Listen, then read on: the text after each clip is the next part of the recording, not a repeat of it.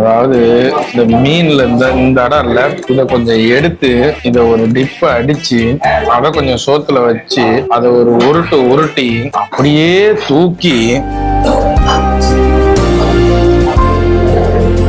சூப்பரா, அவ்வளவுதான், இதான் லைஃப்.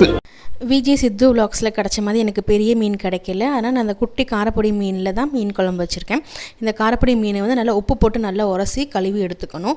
எடுத்ததுக்கப்புறமேட்டு இதில் வந்து 2 மசாலா அரைச்சிக்கணும். ஃபஸ்ட்டு வந்து 1 ஸ்பூன் மிளகு, 1 ஸ்பூன் ஜீரகம், ஒரு 10 பல்லு போல் பூண்டு போட்டு நல்லா இந்த மாதிரி கொரப்பாக அரைச்சி எடுத்து வச்சுக்கணும்.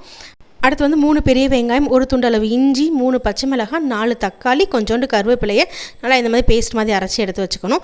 அப்புறம் மீன் குழம்பு வைக்கிற சட்டியில் நல்லெண்ணெய் ஊற்றிக்கணும். நல்லெண்ணெய் ஊற்றிட்டு மிளகு, சீரகம், வெந்தயம், நல்ல பொரியமேவும், 3 காஞ்ச மிளகாய், கருவேப்பிலை, ஒரே ஒரு பெரிய வெங்காயத்தை கட் பண்ணி ஆட் பண்ணிக்கணும். ஆட் பண்ணி நல்லா அது வதங்கினதுக்கப்புறமேட்டு நம்ம அரைச்சி வச்சுருக்க அந்த தக்காளி வெங்காய பேஸ்ட்டை சேர்த்து அதுவுமே நல்லா எண்ணெய் பிரிஞ்சு வந்ததுக்கப்புறமேட்டு 1 ஸ்பூன் அளவு மிளகாத்தூள், 4 ஸ்பூன் அளவு குழம்புத்தூள் சேர்த்து நல்லா வதக்கி விட்டுக்கிறேன். உப்பையும் சேர்த்து நல்லா இதுவும் வதங்கி நல்லா எண்ணெய் பிரிஞ்சு இந்த அளவுக்கு வரணும். வந்ததுக்கு அப்புறமேட்டு 2 லெமன் சைஸ் அளவு புளியை நல்லா தண்ணியில் கரைச்சி குழம்புக்கு தேவையான அளவு தண்ணி ஊற்றி நல்லா மிக்ஸ் பண்ணிட்டு இந்த அளவுக்கு நல்லா கொதிச்சு வரணும். கொதிச்சு வந்ததுக்கு அப்புறமேட்டு நம்ம அரைச்சி வச்சுருக்க அந்த மிளகு, சீரகம், பூண்டு பேஸ்ட்டை சேர்த்துக்கலாம். சேர்த்து நல்லா மிக்ஸ் பண்ணி விட்டுட்டு அது சேர்க்கவுமே குழம்பு நல்ல ஒரு வாடை கொடுக்கும். கொடுத்ததுக்கப்புறமேட்டு நல்லா கொதிச்சு எண்ணெய் பிரிஞ்சு வந்ததுக்கப்புறம் கழுவி வச்சுருக்க மீனை சேர்த்துட்டு நல்லா கொதிக்குமே ஒரே ஒரு கொதி விட்டு ஆஃப் பண்ணோம்னா ஒரு சூப்பரான காரப்பொடி